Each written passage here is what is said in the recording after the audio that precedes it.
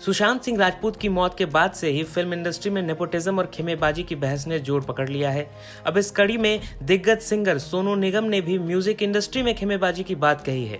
Sonu music mafia को film industry से भी ज्यादा बड़ा बताते हैं। सोनू ने इंस्टाग्राम पर एक वीडियो शेयर किया है जिसमें वो कह रहे हैं कि म्यूजिक इंडस्ट्री में भी एक माफिया है जो नए और टैलेंटेड सिंगर्स को तरक्की करने से रोकता है। सोनू कहते हैं कि कई बड़े म्यूजिक डायरेक्टर्स और सिंगर्स से काम छीन लिया गया क्योंकि कुछ बड़े एक्टर्स उनके साथ काम करना नहीं चाहते थे। उन्होंने खुद भी यह सब झेला है, लेकिन अब माहौल और ज्यादा खराब हो गया है। सोनू ने इस मामले में एक चेतावनी भी दी है। वो कहते हैं कि इसे रोक लो, वरना कोई बड़ी बात नहीं कि जल्द ही संगीत की दुनिया में भी सुसाइड जैसे मामले सामने आने लगेंगे। गुड मॉर्निंग, नमस्ते। मैंने बहुत दिन से वीलॉग नहीं किया। मैंने मूड नहीं था एक्चुअली। पूरा भारत कई प्रेशर से गुजर रहा है। एक तो मेंटल और इमोशनल प्रेशर सुशांत सिंह राजपूत के जाने के बाद में, वो जो लाजमी भी है ऑफ कोर्स, क्योंकि अपनी आंखों के सामने एक जवान जिंदगी को जाते हुए देखना आसान बात नहीं है, और कोई बहुत ही निष्ठुर होगा कि वो इस बात से अफेक्टेड ना हो। और ऊपर से फिर अभी इंडो चाइना का जो केस चल रहा है, और जो 20 जवान जो घंटों लड़ने के बाद में और तड़प के जो मरे हैं, आई डोंट नो वहां पर क्या कैजुअलिटी हुई है। मैं भारतीय हूं, पर उससे ज्यादा मैं एक ह्यूमन बीइंग हूं, एक इंसान हूं आपकी तरह।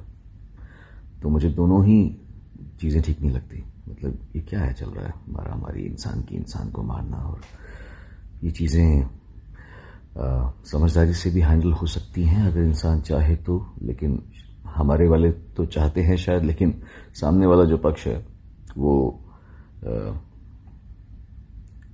तैयार नहीं है, या उसके अपने एजेंडाज हैं। कुछ दुख की बात है। मेरी सहानुभूति सबके लिए है। मैं इस वीलॉग से एक रिक्वेस्ट करना चाहता हूं, खासतौर से हमारी म्यूजिक कंपनीज को, क्योंकि आज सुशांत सिंह राजपूत मरा है, एक एक्टर मरा है।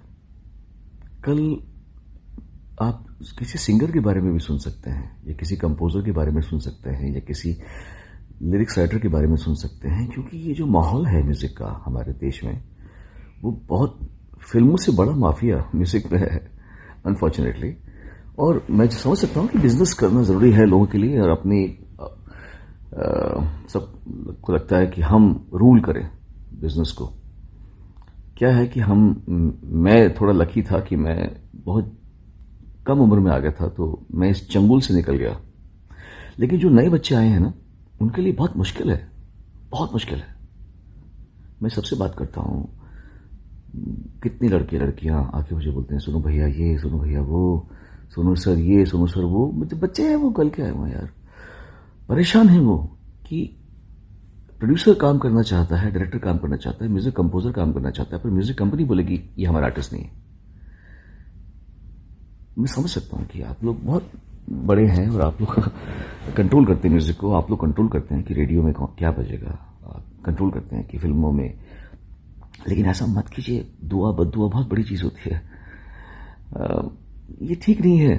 ये जो 2 लोगों के हाथों में ताकत है ना, 2 लोग हैं बस इंडस्ट्री के, म्यूजिकली उनके 2 कंपनीज हैं, उनके हाथों में ताकत है कि ये इसको गवाओ, इसको मत गवाओ। देखिए मैं निकल गया इससे ना, मुझे कोई गाने की इच्छा है पिछले 15 साल से, ना मैं कोई बहुत, it's okay, I am very happy in my own world, but I have seen the frustration in the eyes and in the voice, in the words of new singers, new composers, new lyrics writers. खून के आंसू होते कभी कभी। अगर वो मर गए तो आपके दिल पे, आपके ऊपर एक बहुत बड़ा, आप पे भी प्रश्न चिन्ह आएगा। Be a little more kind please to the newcomers, because ये सब गंधर्व लोग हैं। सिंगर्स, कंपोजर्स वगैरह जो होते हैं, गंधर्व लोग हैं। इनको प्रताड़ित मत कीजिए। आप लोग इन पे थोड़ा सा इजी रहिए। मेरे साथ में ऐसे हो सकता है कि मेरे गाने मैं गा रहा हूं और कोई बोल रहा है कि वही एक्टर जिस एक्टर के ऊपर आजकल उंगलियां उठ रही हैं, वो एक्टर बोल रहा है कि इसको मत दबाओ। और उसने अरिजीत सिंह के साथ भी कर रखा है। तो ये क्या है, मतलब अरे how can you use your power like that. मेरे कितने गाने मैंने गा रखे हैं जो डब हो चुके हैं, मतलब बोलते हुए भी मुझे एम्बैरेसिंग लगता है मुझे कि it's like you know, but this is humiliating isn't it, because I don't ask for work. मैं तो नहीं बोला कि मैंने तो नहीं कहा कि मुझे बुलाओ गाने के लिए। तो मुझे बुला के, मुझसे गाना गवा के फिर मेरे गाना डब करना, दिस इज लाइक, मतलब या तो मैं बोलूँ कि प्लीज हेलो मुझे गाना गवाओ, मैंने कहा गाने के लिए, मैंने गाने के लिए नहीं कहा। आप मुझे बुलाते हो, मुझे गाना गवाते हो, फिर मेरा गाना डब कर देते हो। मतलब this is funny as hell, especially because I been working since 1991 in Bombay and I've been working since 89 in the music industry. 89 से मैं रिकॉर्डिंग कर रहा हूँ। मेरे साथ में ऐसा कर सकते हो तो छोटे बच्चों के साथ में क्या कर रहे हो यार आप लोग। थोड़ा सा इजी हो जाएगा। ऐसे एक ही गाने को नौ लोगों से गवाते हो एक ही गाने को। ये क्या चल रहा है। You guys need to just chill, be a little kind to the humane. एक थोड़ा ह्यूमेन होना भी आवश्यक है कि नहीं है। आपको लगता है कि इतना इजी है एक सिंगर को कि वो उसने 10 गाने गाए, 10 के 10 गाने डब हो जाए उसके, फिर 11वें गाने में उसको बोले तुझे हम सिलेक्ट कर रहे हैं। Isn't it wrong for the singers? Isn't it wrong for the lyrics writers to be paid pittance? Isn't it wrong for the music composers कि तेरा गाना, तू मेरी कंपनी में का आर्टिस्ट है तो मैं तुझे काम दूंगा, वरना तेरा काम कितना भी अच्छा हो मैं तेरे से काम नहीं करूंगा। कि थोड़ा ठीक नहीं है मेरे ख्याल से। So you see, I am done with this. But please don't torture the younger ones. Really, इतना अच्छा स्पेस नहीं है। Please step into their shoes and please try to understand. They need you. They need your help. They need your kindness. They need your grace. थोड़ा सा kind हो जाइए आप लोग यार, ऐसा मत कीजिए। Anyway, चलो, I hope कुछ लोग इस बात का बुरा न माने कि सोनू निगम ने ऐसे बोल दिया और हमारे बारे में ऐसा बोल दिया। मैं जो कह रहा हूँ वही, जो मैं देख रहा हूँ मैं वही कह रहा हूँ, और मेरे ख्याल से लोग इससे एग्री भी करेंगे, जो म्यूजिक कंपोजर्स हैं, जो सिंगर्स हैं, जो राइटर्स हैं, जो सफर कर रहे हैं। मैं कह रहा हूँ even directors and producers also are not happy कि उनको उनकी मर्जी का म्यूजिक बनाने नहीं दिया जा रहा। ये भी ठीक बात नहीं ना। मुझे तो डायरेक्टर्स भी जब मिलते कहते सर हमको ये गाना चाहिए नहीं, पर म्यूजिक कंपनी बोलते कि ये गाना हमको दे रहा है। तो ये थोड़ा रॉन्ग है। क्रिएटिविटी दो लोगों के हाथ में नहीं होनी चाहिए। It's enjoy the bliss of everybody's grace, everybody's music, everybody's talent, everybody.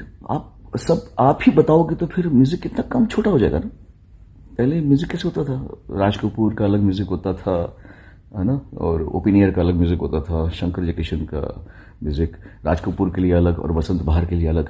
तो मतलब कितना सबका अलग, इतना वेरिएशन था पहले। अभी म्यूजिक बड़ा संकुचित सा होता जा रहा है। तो और लोग सुसाइड ना कर लें, तो थोड़ा सा आप लोग काइंड हो जाइए। And God bless you all and live like a happy fraternity.